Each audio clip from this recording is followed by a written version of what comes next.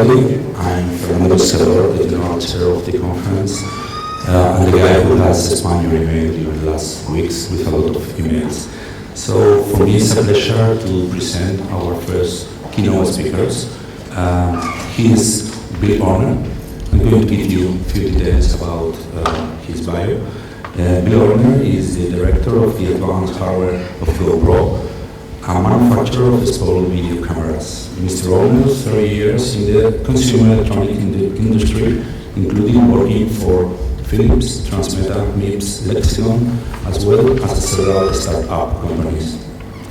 He has an BSEET from Northwestern University and an MSDEM from Pepperdine University. Mr. Orner currently serves as the secretary of the IEEE Consumer Electronics Society and also serves on the standards committee for CAA, USB, and BASA.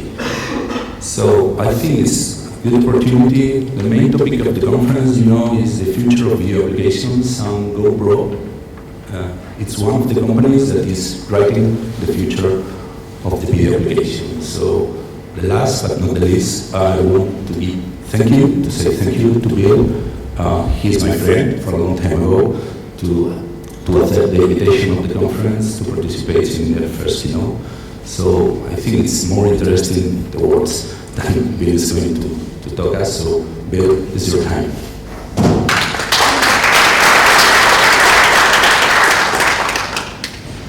Thank you, Dr. Pescador and the IEEE committee for having me.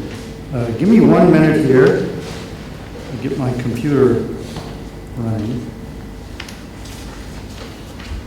So this is my first time here in Spain. I'm from California, from Santa Clara. So we have a very good connection with Spain. Because you owned my state at one time.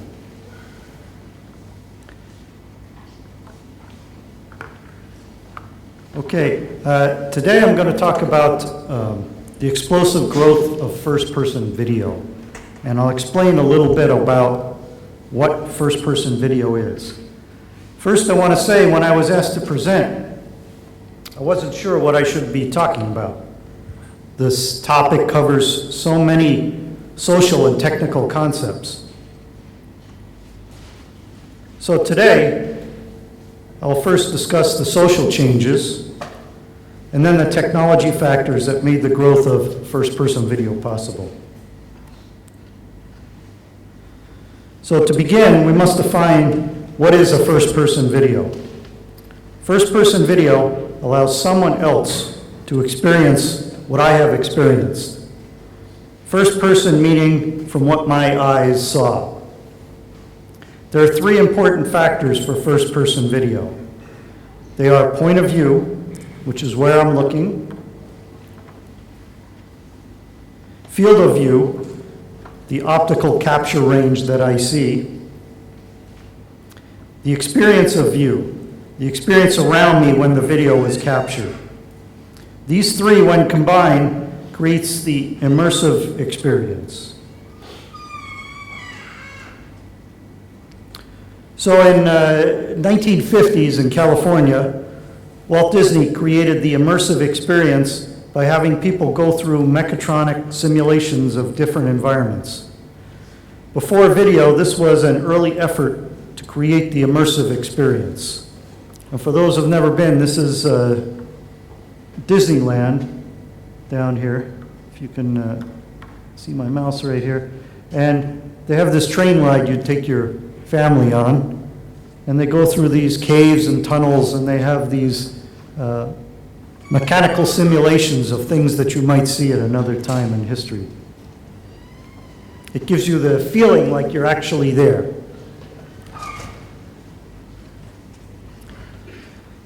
So, before simple video capture devices were available, making a first-person film involved the following.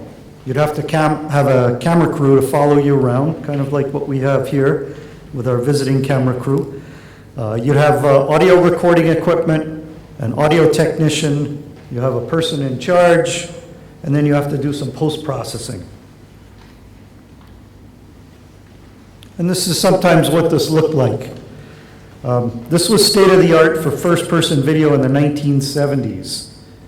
This man here was a famous cameraman and inventor, Dick Barrymore, a cinematographer who customized movie cameras and put them on actors' heads. The center photo shows filming of Mario Andretti. He was a famous race car driver and obviously could not be done while he was in a real race. Both examples would capture the first-person experience, but under simulated conditions. So what they did, they set up a special scientific experiment where they could capture what the real person would see, but it wasn't under the exact same conditions. And you can see, this cameraman in the middle on the race car, that's a really, really terrible job to have. All right, so 40 years later, here we are with some examples of devices that have been so miniaturized that the capture of real video no longer has physical or technical limitations. These examples here are done for product testing. This is not something people would normally do. And this is the size, the actual real size of one of these devices, and this device I'm holding in my hand will record UHD, or 4K video. And you can get about 1 hour on this little card, which you probably can't even see, but it's about the size of a fingernail. So this is where it really all starts, and the explosion takes off. So I'm going to show you just a very short video. This is a first-person video from the perspective of the mother of a child. And this video I'm going to show you, it has been viewed more than 284,000 times. You can watch this on YouTube. And if everything works, in 1 minute, here we go.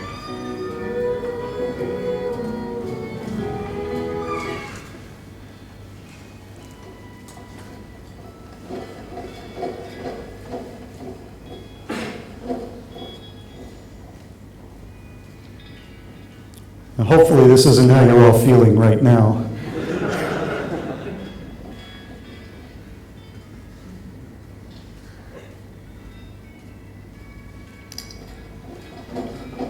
So maybe you're expecting some fantastic thing to change, and this is the whole video.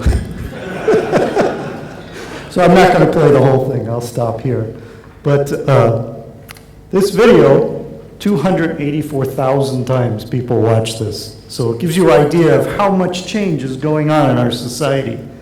And I don't think there's anybody in this room who hasn't received on their cell phone some video of a cat playing with a toy or a dog or something maybe not so exciting. All right, so what happened? The cost of making video became virtually free. Most cell phones today have this capability. Better quality cameras are very low cost, and there are many types of mounting accessories and software available. The cloud storage for video is free, social media is free, marketing is free, and this is what we refer to as UGC, user-generated content. This has become a very important aspect of the television and video business now. So this is what the commercial model used to look like. In the commercial model, there are 3 components necessary for getting people to view a video. You would create a movie. This took a budget and a crew. You would contract a company to distribute your movie. You would contract a company to promote your movie. This required that either your movie had some commercial value or was funded through other means like grants or donations. Okay, today we have the UGC model. So you can accomplish all of the same thing for free. With only a cell phone and a few minutes, you can publish a movie that can be easily viewed by millions of people. And again, as I said, this is UGC. So how fast is UGC growing? I took this statistic off a YouTube website maybe 2 days ago, and every minute people are uploading 300 hours of video to YouTube. So for other people who work in the storage industry or the power industry, this has fantastic implications for them. So with this free capability, the drivers for this explosive growth have been personal. We have people with dispersed families. They want to share things about their family experiences. People want to capture things they're doing in their life. There's people who are just narcissists. They think everybody cares. There's things going on in community that are big factors, in politics, in education. You know, this has had an impact for a long time. Self-empowerment. And then there's some other things going on I'll talk about a little bit more later with virtual reality. And then in the United States, we have a really big change that's going on in the business side of video, which we call artistic freedom. And in this bottom right, this person over here, both these people here are very famous people in America on television. And he makes a TV show. He takes these cameras and puts them in his car, and he drives to his friend's house. And he picks up some famous person from TV, and they drive in the car and they talk. This show he has on the internet, and they have millions and millions of people who watch it. All right, so we also have technical growth drivers. One critical item I'll discuss further in this presentation is what I call technology development inversion. And this has some very big impacts in industry in the United States. So the growth drivers have been the low-cost flash storage, pervasive network bandwidth, stabilization of video compression formats, low-cost high frame rate CMOS sensors, low-power image processors and encoders, cheap storage, maturity of YouTube has been a big factor, and then this technology development inversion. Okay, so now that I get the business part of my presentation kind of out of the way, I'll go into some more details. And since we're a technology society, and since I'm an engineer, I'll go into some more technical details behind the components that have made this all possible. And this is really more where my passion is. So, for a long time in history, we've had a traditional technology development model. Products were first created to satisfy commercial, professional, or military needs. These products had high profit margins, which subsidized a very large R&D investment. Once the technology was matured and stable, they were reduced to VLSI and then sold into consumer market. And this shows the progression of how these developments were made. And here's an example of a product that Sony made. So the one on the top was a professional product they made for recording digital audio. This was made for musicians and artists, TV stations.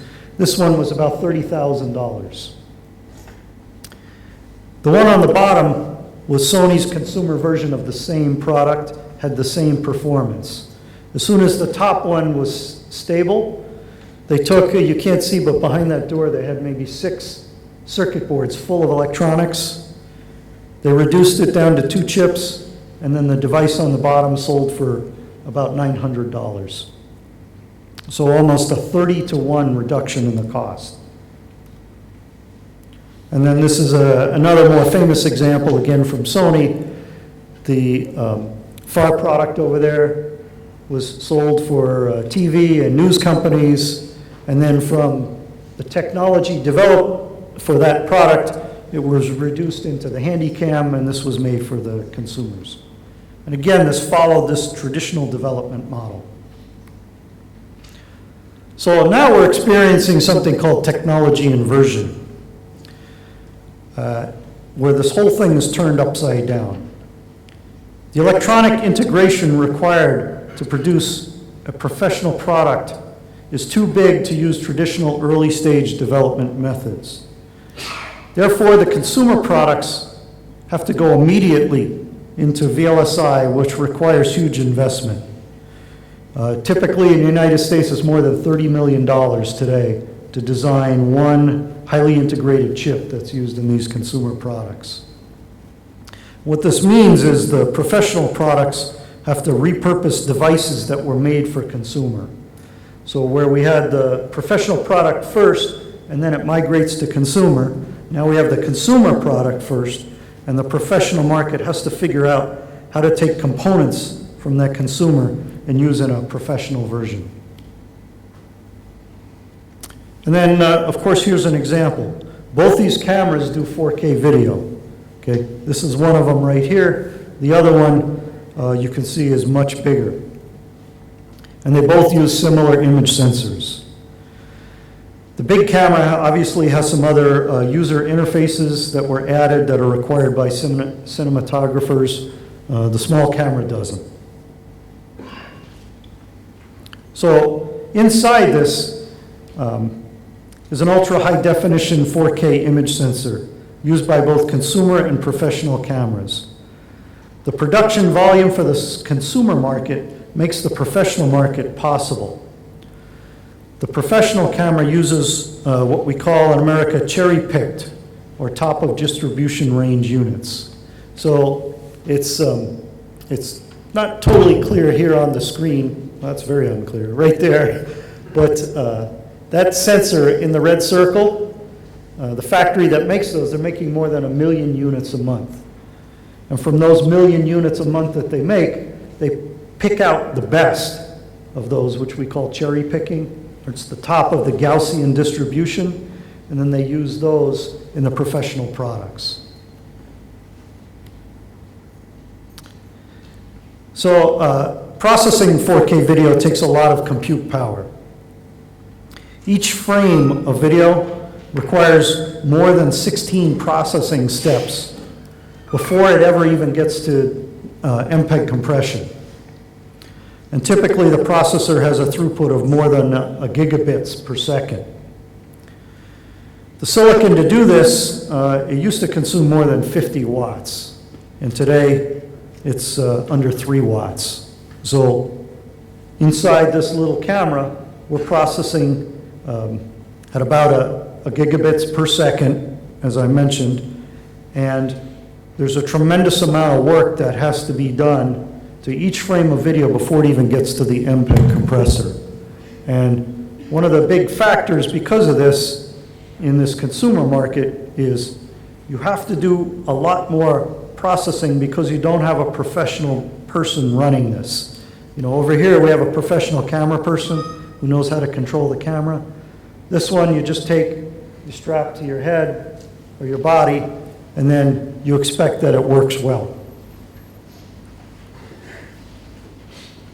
So here's an example of a professional 4K camera built using standard off-the-shelf components. The camera is based on a commercially available FPGA from Xilinx. The FPGA costs about $1,000 a piece. In the top picture there, you can see a general purpose development board sold by Xilinx. And that board was the starting point for the creation of this professional camera. So they're taking a general purpose device, semiconductor device that was designed maybe for other industries. It's also very expensive. And then they're applying it for this professional market. This is how this inversion has occurred. The next one is issue about storage. And storage is a very serious problem. There's multiple IEEE societies and conferences just focused on the storage problem. So I'm not going to talk a lot, much more than that about it here. The demand for larger and faster storage is a problem that the semiconductor industry can't keep up with. Here's an example of some of the crazy things being done. In this photo right here, they're doing something, it's again a little bit hard to see. These are called background stacked die. And this is 500 microns, yep, right here. These are multiple flash memory chips that they stack up like books in a pile, and then these are wires that connect them together. And these are some of the things that have to be done to get really high density storage. So while semiconductor technologies are shrinking, most things, optics doesn't scale. The image sensor performance is based on the number of photons captured per cell. When the cell size shrinks, so does the performance. Good lenses are made with glass, and technology has had only marginal impacts on the lens manufacturing process. So while you can continue to make the image sensor smaller through the reduction and shrinkage used in the semiconductor process, you still have to collect photons. And the more photons that you can capture per cell or per pixel, the better dynamic range, the better performance you can get out of your sensor. So you have this problem where the things that are driving the shrinkage, like the cost or the physical size of the devices, is incongruent with the performance of the device. The other issue that you have, again, it's a little hard to see in this slide, but in the bottom photo on your right side is a factory where they make glass lenses that are used in these high volume cameras. And it's still a very low-tech process because they have to grind and polish glass. And there isn't a lot of fantastic advancements that's improved that. So moving forward, where's technology changing first-person video? Improvements at the time the video is captured include the addition of location information. Your phone does this whether you know it or not. The GPS or other location information that's in your phone when you record a video is stored in the metadata. There's environmental data now that's being captured with video. What's the ambient temperature? How fast are you moving? What other conditions are going on? There are companies who are starting to make sports cameras where they're capturing medical information. I'm skiing, what's my heart rate? How much is my breathing? Some of this information is exciting to know just for a consumer. For people who are in professional sports, this is really important to know. Particularly in car racing, as you're navigating through the course, you want to be able to go faster or slower. You want to understand how your body is reacting. And then other things which are sometimes scary for people is the identification of objects that are inside the video. And the improvements in the video processors allow this information to be captured, and in some cases it's written into the metadata. So if I take a video in this room, maybe there's information as to how many people are in the room or something else that's going on in the room. In the United States, people are always nervous that the government is using this information in some way to understand more about what you're doing in your life or what your neighbor is doing. So the other thing is real-time image combining can provide many perspectives of the same event and provide detail that a single sensor can't provide. So there's work going on using multiple dissimilar types of image sensors, and when you combine them together, you can get better quality or more information or more detail that you can't get from a single sensor. And then there's things that are going on, particularly in sports, where, you can see here where they're in real time taking video that spectators are providing, people who are watching the game, and they're using it part of the broadcast information.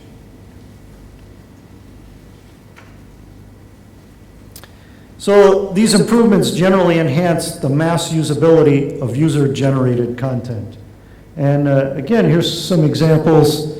You know, you would not even need to use a camera crew if you're a news company to capture the Pope here, because you have, you know, immediately in the area at least 20 different cameras, and if you can get that video in real time, you can put a whole news event. In some other sports and concerts, they're doing audience casting, where people's who are recording video live can update it, upload it at the event. So within all these people here, they randomly, take things and you'll see them on the screen from the people participating in the audience. All right, so one thing that happens is you create a traffic jam in the cloud. There's high value in being able to synchronize content for time of capture and location. Cataloging video in the cloud is extremely compute intensive. Anything that can be done at the time the content is captured greatly improves the cloud's ability to enhance the use. This also helps prioritize and deprecate expired or low value content. So the more data that your phone can provide, for example, in the video that you're uploading to somewhere, to Facebook or YouTube or sharing, the better the cloud can understand what that is and then can make more use of that same video. And then there's garbage collection and diminished value with things. If you have a video of some event and in 3 days that's not valuable anymore, it can be cleared off and make room for something else. So meanwhile, virtual reality, which traditionally used computer-generated graphics, is starting to use first-person video. The most primitive uses were sometimes called augmented reality. Captured video is being combined to enable virtual reality explorations of locations. Google Maps and Street Views is an example.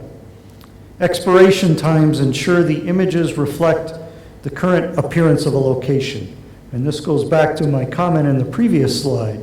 If you go to Google Maps and you want to see a street view of some location, you don't want to see a photo or a picture of what that location looked like 40 years ago. It has no value for you.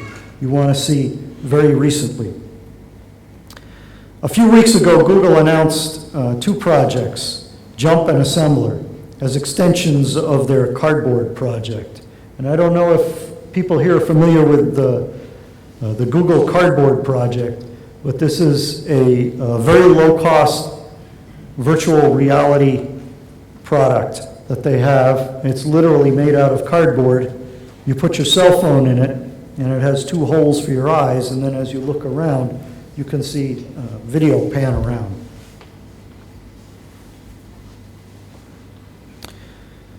So both these projects from Google use what's called 360-degree video capture to create these completely new experiences. This is a new product category that's quickly growing and has some very significant technical challenges behind it. Here's some examples, again, a little difficult to see. This is a product that my company made specifically for Google. It has 16 of these cameras running a 4K video in a circular array, so it's capturing everything around it. Here's a couple of other of these multi-sensor 360 cameras. This is one from Ricoh that uses just 2 sensors, front and back, to get a 360 view. And then this is a space alien device that's able to capture video all around to understand what's going on. All right, so if I can make this work correctly, I'm going to show you an example of this 360 video. And let's see. If I can get this going here.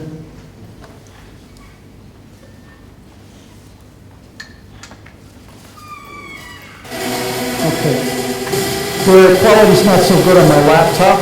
You're looking at a video, but what's special about this video is as I move my mouse,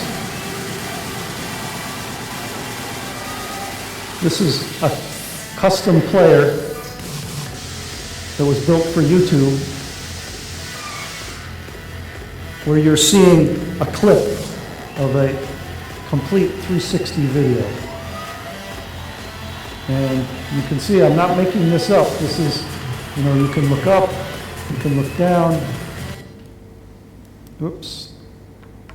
You can turn it off by accident. And this gives you a whole new way of experiencing video. And this work that's going on here is some of the early stage work in combining with the cardboard project, where you can put something on your face and you can turn around and go like this. And if you have positional sensing, you know which way your head is turning, and then you can get a different video view on this. So, let me stop this, and there's my mouse. And go back to my slides.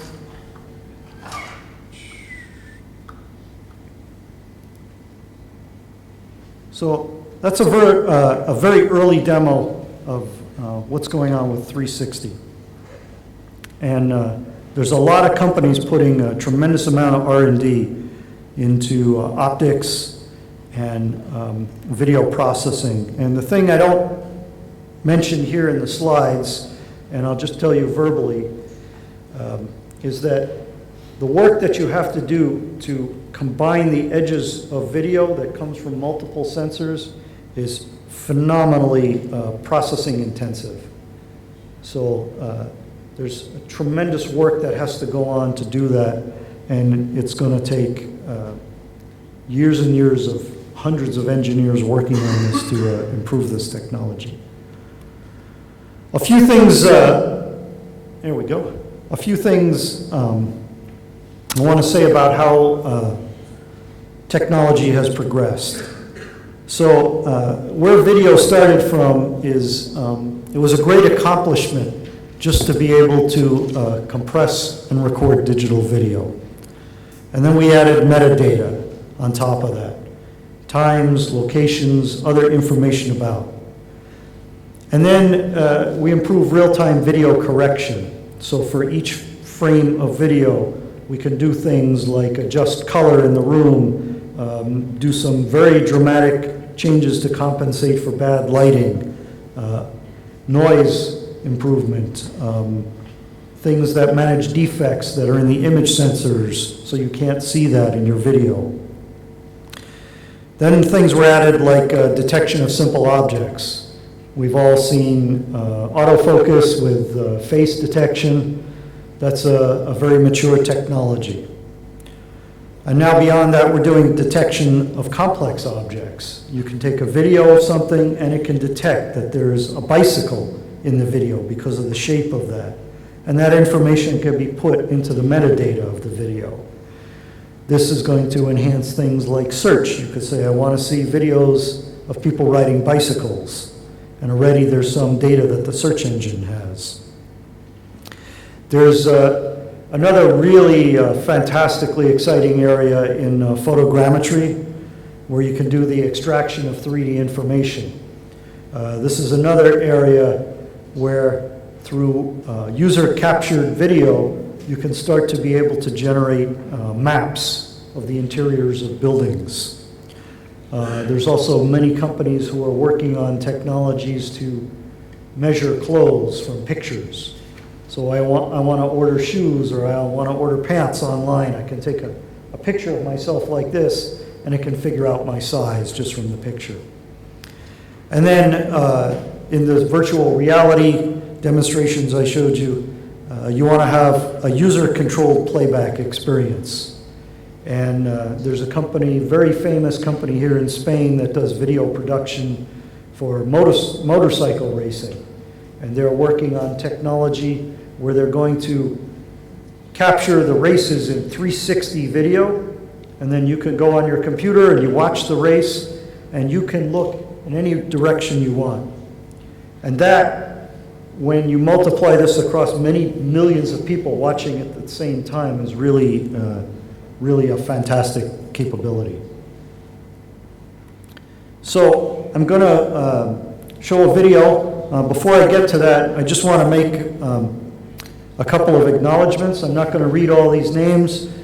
If these are people that you're not familiar with, you should be, because if it wasn't for them, we all wouldn't be here today. And then I'm going to show you a video that really well demonstrates this first-person experience. The quality on my laptop isn't great. If you go online, you can see the exact same movie in really, really fantastic quality. This entire video was captured using only consumer products you can buy at a retail store, and then you'll see a aerial video that's also included here towards the end, and that was done using a consumer quadcopter, little toy helicopter. So if everything works good, here we go.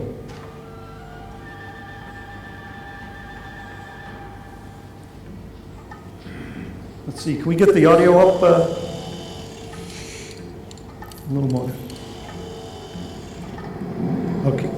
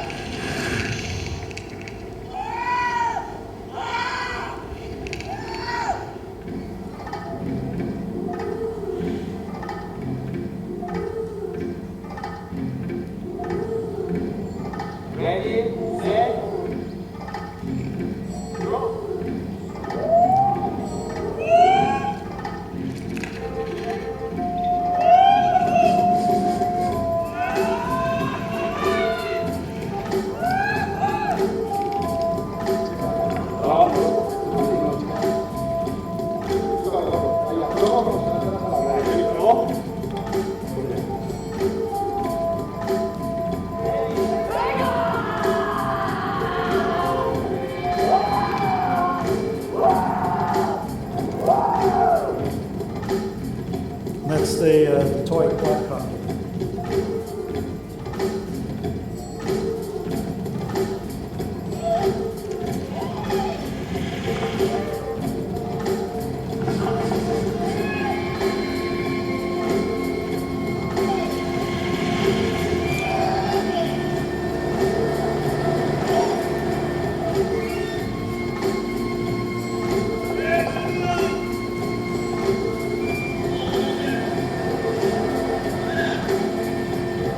Anybody recognize this location? No, it's here in Spain.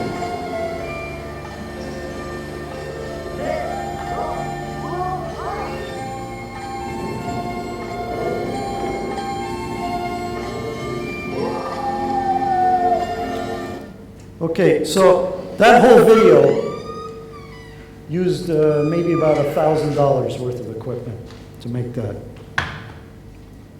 Give you an idea where things are going. So that's the end of my presentation. Thank you for your time.